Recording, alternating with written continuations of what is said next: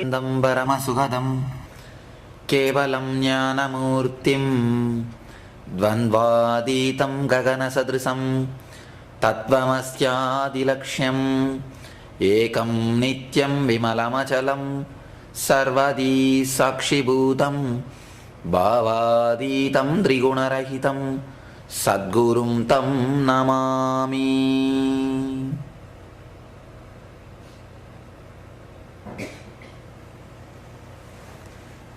I welcome you all with my love and respects.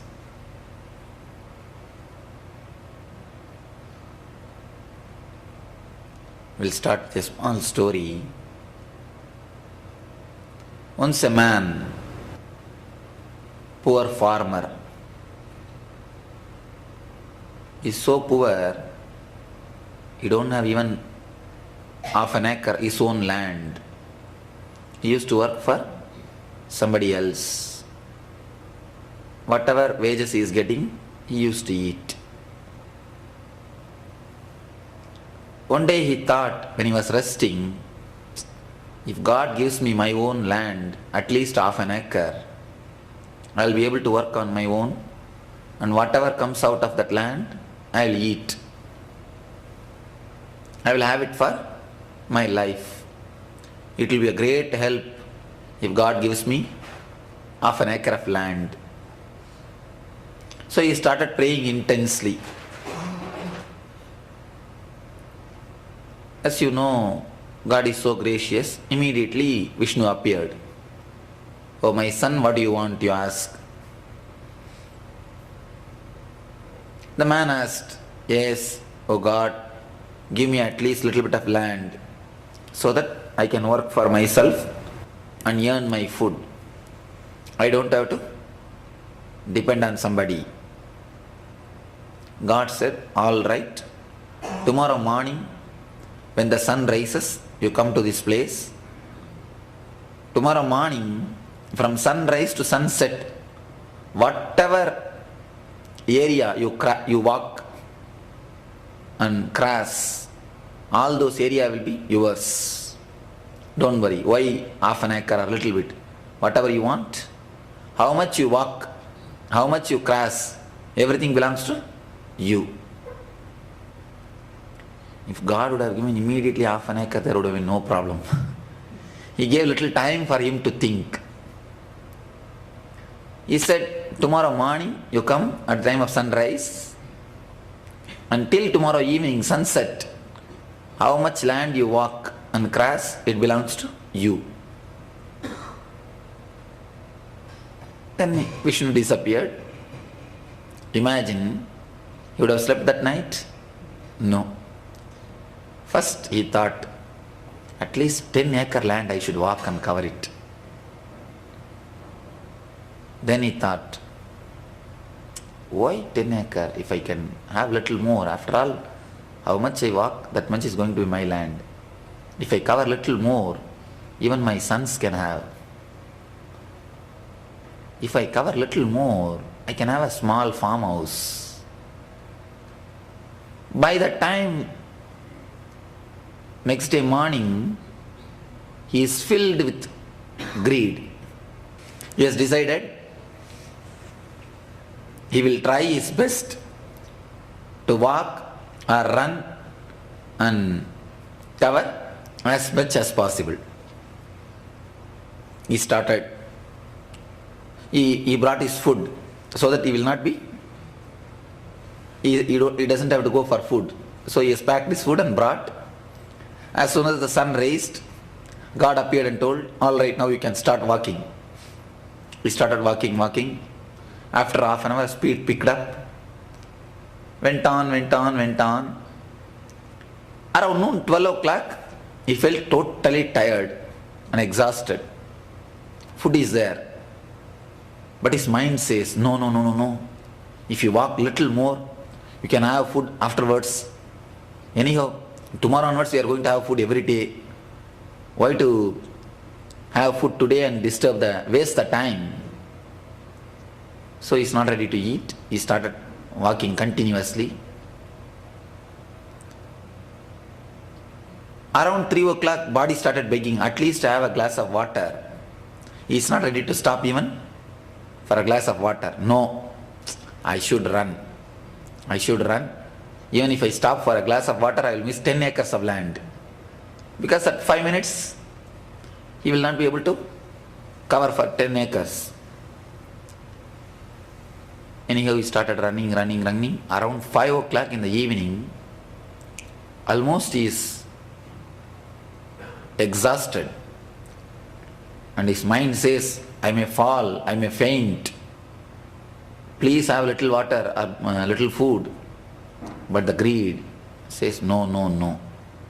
Let me put all my effort. Get as much as possible.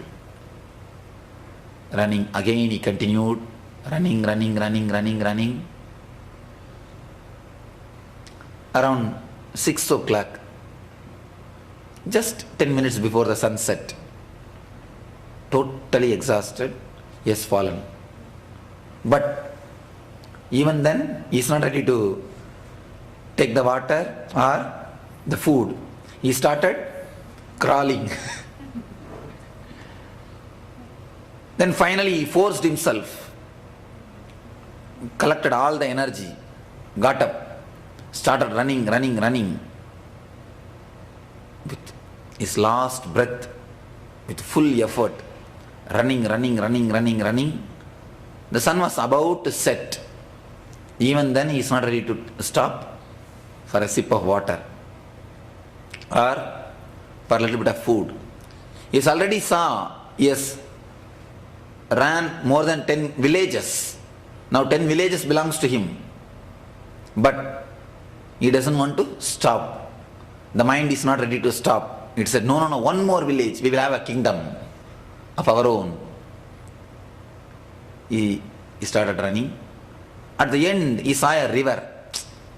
Now this side of the river belongs to me. If I somehow cross the river, that side also will become mine. Let me run. He ran. By the time he reached that side of the river, the sun is set. Sunset has happened. When the sun set, by the time he has reached that side of the river, he just fell totally exhausted, totally tired, totally energyless. He decided, yes, now the sun has set, let me rest. He just fell, beauty, fell and died. He just fell and died. It's a small story from teachings of a mystic, a great mystic who lived in Maharashtra called Jnaneshwar. He has written a great work, great commentary on Gita called Jnaneshwari. He lived only 16 years. This story has got a significance. It has got a meaning. If you see superficially, you may find the man is a fool. That man wanted only half an acre. Finally, his greed has led him. Not only the greed has made him to run. Finally, the greed has eaten him. He has died. If you see superficially, you think he is fool. If you look little deep, then you will understand. In each one of you, the man is existing. The same man who has been eaten by the greed, who has died by running, is existing in every one of us. If you turn little bit in, then you will be able to understand. In every one of us, in the starting, when you started your life, what was your ideal? What was your goal? Look. If we fix up a goal of $1 million, by the time we reach $500,000, the goal has become $10 million. By the time you reach $5 million, the goal has already become 1 crore or something more than that. So the mind just continuously keeps on postponing. Continuously makes you run, makes you constantly run, never lets you relax, never lets you enjoy, never lets you have the bliss of what you have got. It just makes you as much as possible only to run. Why? Why mind never lets you rest? Why mind never lets you relax? Because whenever you relax, whenever you enjoy, whenever you start living the life, mind has to die. Mind cannot be alive without the tension. The very food for the mind, very root of the mind is the tension and postponing. Tension and the postponing is the very root or very food for the mind. Mind can be alive, your thoughts can be alive only when you postpone your goals. There are two words you need to understand: doing and being. Your being cannot exist if you stop doing.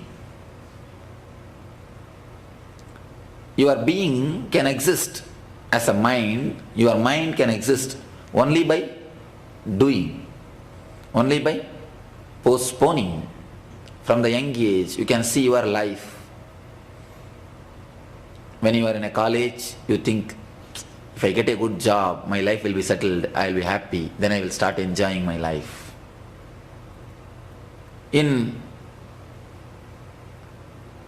After when you get a job, you think, if I get visa to America, then life will be settled, then I will have joy. Once you get the visa, if I get a green card, that will be grand, then I can enjoy. You run. When you get a green card, somehow citizenship, if it comes, till that time I have to be careful. So once the citizenship comes, then you think, if I am married, if I get married, that will be nice. So you start running. Once you are married, you think, I should have issues, kids. Then life will be great. Once you get the issues, you think, once they are settled, then life will be really grand. Once they are settled, when you are really retired, there is nothing else to do but only to enjoy, then your mind has reached such a part, you cannot relax. You forget the language of relaxing or enjoying. Then it becomes just restless. It starts running behind something. It starts running behind the past. You become weight on your own life.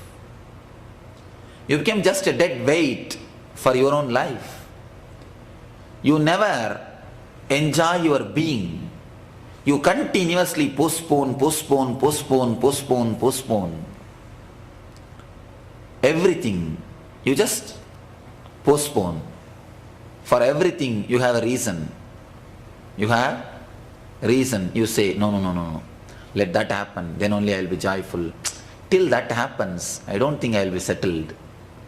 Till this happens, I don't think I am settled. I have to settle only when that happens. You are almost like an uprooted plant. Continuously you feel you are uprooted.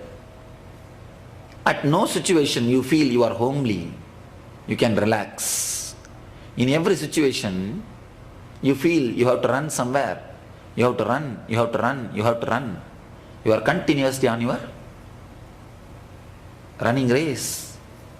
The worst problem in the rat race is, even if you win, you are a rat. I always tell this. Even if you win, you are nothing but a rat. You just postpone. But I tell you, when you really start living, when you really start penetrating into your being, only then your doing will have a clear direction. Only then your doing will have a clear purpose. Only then you will have a real creativity. Till the moment you feel settled, whatever you may do, all your doings will be only off, will not bring your creativity totally out. Why? Because you have two energies. One is creating, one is planning, another one is worrying. I always tell, the chronological tomorrow, psychological tomorrow. Chronological tomorrow means you plan what to do for tomorrow, what I should do for after 1 month, what I should do for after 2 months, what I should do for after 3 months, how I should be after 1 year. Planning chronologically, planning for the life. Chronological tomorrow is perfectly all right. Chronological tomorrow is called creativity. There is nothing wrong. But there is one more thing, psychological tomorrow. Continuously worrying whether it will happen or not, what way that will happen, what way this is going to happen, what way that is going to happen, what will happen if it happens this way, what will happen if it happens in that way. Creating your own worries, creating your own imaginations. There's a beautiful saying from one of the master who says, 99% of your worries never come true. Whatever 1% comes true is always truth, always good for you. It is always good for you. But what we do? We continuously create unnecessary thoughts. We start building up unnecessary thinking, unnecessary bothering about every incident. I have seen many people, before entering the vehicle, at least one thought they will have. Will I meet with an accident? Will I have? Before entering the flight, they will have one thought. Will flight land properly? Will I come back properly? For everything, you have something negative. In every step, for every step, before entering into every decision, you have something negative. You have something which pulls you back, which stops your growth. That is what I call it as a psychological tomorrow. Continuously worrying, bothering, or getting disturbed about the tomorrow. When you are already worrying, if somebody says even a small word, it totally injures your psychological system. Because already you are just waiting to be injured. I tell you, nobody can disturb you unless you allow that to happen.